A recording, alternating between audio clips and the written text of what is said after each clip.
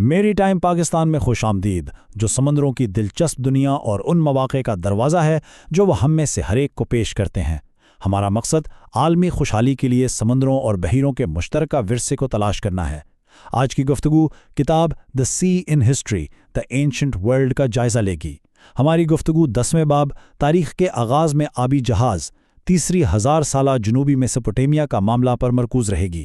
تو اصل سوال یہی ہے، یہ ایک بہت بڑی پہیلی ہے نا؟ ایک ایسی تہذیب جو دریاؤں کے بیچ میں پلی بڑھی، اس نے کھلے سمندر پر حکمرانی کرنے کی یہ ناقابل یقین صلاحیت آخر حاصل کیسے کی؟ چلیں آج اسی قدیم راز سے پردہ اٹھاتے ہیں۔ تو چلیں ذرا منظر کو سمجھتے ہیں۔ ہم بات کر رہے ہیں قدیم جنوبی میسوپوٹامیا کی، وہ سرزمین جسے دریاؤں کے درمیان کی زمین بھی کہا جاتا ہے۔ یہ شہری ثقافت کا گہوارہ تھی، لیکن یہی بات اس کہانی کا سب سے بڑا معمہ بھی ہے۔ یہ دریا اور نہریں صرف پانی کے راستے نہیں تھے، سمجھیں کہ یہ اس دور کی موٹر ویز تھیں۔ یہیں سے سامان اور لوگوں کا ایک بہت بڑا بہاؤ گزرتا تھا، اور یہی راستے تھے جو میسوپوٹیمیا کی تہذیب کو باقی دنیا سے جوڑتے تھے۔ تو سوال یہ ہے کہ ہزاروں سال بعد ہمیں یہ سب کچھ اتنی تفصیل سے معلوم کیسے ہوا؟ اس کا جواب قدیم سراغوں میں چھپا ہے۔ مورخین، آپ جانتے ہیں، بالکل جاسوسوں کی طرح کام کرتے ہیں، جو شواہد کے چھوٹے چھوٹے ٹکڑوں کو جوڑ کر ایک مکمل تصویر بناتے ہیں۔ ہمارے پاس بنیادی طور پر 3 طرح کے ثبوت ہیں۔ ایک تو ہے مٹی کی تختیوں پر لکھی تحریریں، پھر ہیں چھوٹی چھوٹی مہروں پر بنی تصویریں، اور آخر میں سب سے ٹھوس ثبوت یعنی آثار قدیمہ سے ملنے والی چیزیں۔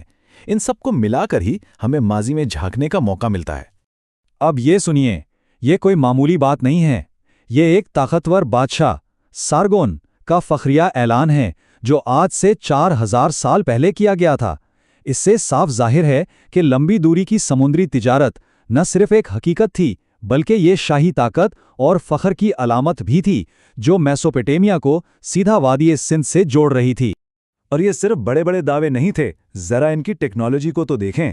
ان کی زبان میں جہاز رانی، کشتیوں اور ان کے سامان سے متعلق 400 سے زیادہ ٹیکنیکل الفاظ تھے۔ اس سے ان کی گہری مہارت کا اندازہ ہوتا ہے۔ لیکن شاید سب سے زبردست ثبوت یہ ہے، عمان میں قیر کے ایسے ٹکڑے ملے ہیں جن پر میسوپوٹیمیا کے سرکنڈوں کے نشان ہیں۔ یہ بالکل ایسا ہے جیسے آپ کو ہزاروں کلومیٹر دور اپنی بنائی ہوئی چیز کا کوئی حصہ مل جائے۔ اس سے بڑا ثبوت اور کیا ہوگا؟ اچھا، تو ثبوت تو مل گئے، لیکن یہ جہاز اصل میں تھے کیسے؟ بنتے کس چیز سے تھے؟ چلیں اب ذرا کانسی کے دور کے اس بحری بیڑے کو اور قریب سے دیکھتے ہیں۔ وہ بہت ذہین تھے، جو چیز جہاں ملتی اسے بہترین طریقے سے استعمال کرتے۔ دریاؤں کے لیے مقامی سرکنڈے اور قیر سے ہلکی کشتیاں بناتے، لیکن جب کھلے سمندر میں جانا ہوتا تو پھر دور دراز سے مضبوط لکڑی منگوائی جاتی تھی۔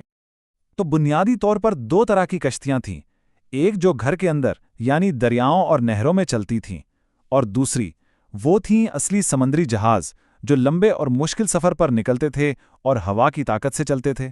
ان کی تحریروں میں ایک 60 کر کشتی کا ذکر بار بار آتا ہے۔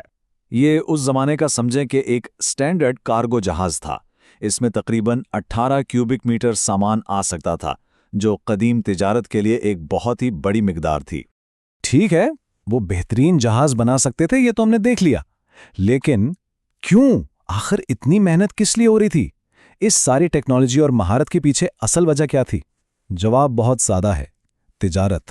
یہ ٹائم لائن ہمیں بتاتی ہے کہ ان کے تجارتی رابطے وقت کے ساتھ کیسے بڑھے۔ شروع میں وہ بحرین تک جاتے تھے، پھر انہوں نے عمان اور آخر میں وادی سندھ یعنی آج کے پاکستان تک اپنا نیٹ ورک پھیلا دیا۔ یہ قدیم عالمی تجارتی نیٹ ورک کی شروعات تھی۔ یہ ایک 2 طرفہ معاملہ تھا۔ میسوپوٹیمیا کے پاس اناج اور کپڑا تو بہت تھا، لیکن دھاتیں، پتھر اور اچھی لکڑی نہیں تھیں، تو وہ اپنی زرعی چیزیں بیچ کر اپنی تہذیب کی ضرورت کی چیزیں خریدتے تھے۔ اور یہ کوئی چھوٹی موٹی دکانداری نہیں تھی، یہ ایک پوری انڈسٹری تھی۔ ان کے پاس مارسا نامی بہت بڑے شپ یارڈز تھے جہاں ہزاروں لوگ کام کرتے تھے، جہاز بنانے والے، ملاح، یہاں تک کہ حساب کتاب رکھنے والے بھی۔ ایک پورا منظم نظام تھا۔ تو اس ساری کہانی کا نچوڑ کیا ہے؟ بات صرف پیسے یا تجارت کی نہیں تھی۔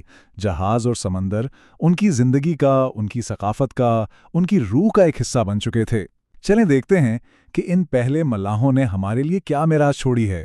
دیکھیں، معیشت تو چلی رہی تھی، لیکن مذہب میں بھی کشتیوں کا ایک اہم کردار تھا۔